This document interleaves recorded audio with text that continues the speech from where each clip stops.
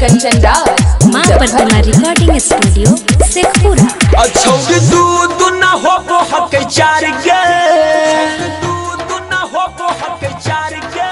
अच्छा तू ना हो वो हक चार गे, मारबो झटा कट्टा खोई मिया चार गे।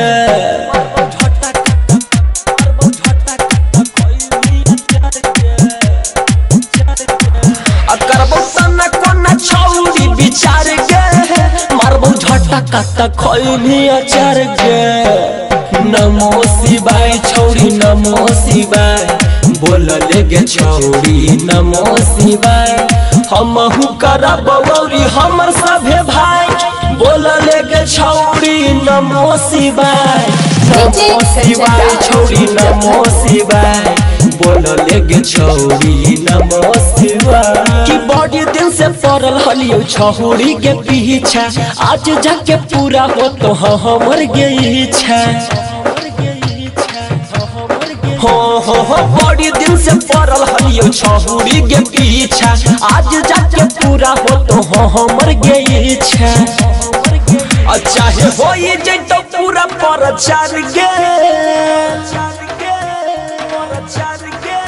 चाहे हो जैतो पूरा प्रचार गे, मारबो झटा कट्टा खोई मिया चार गे। नमो शिवाय छौरी नमो शिवाय, बोल लेगे छौरी नमो शिवाय।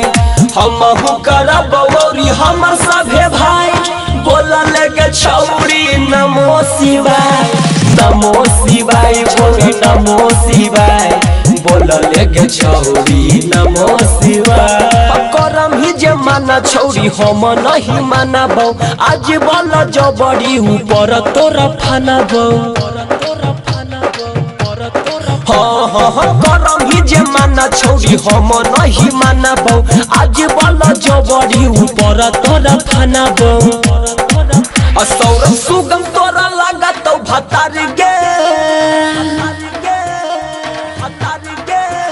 सलेंदारा तो लागत भतार गे, मारबो झटा कट खोल मिया चार गे।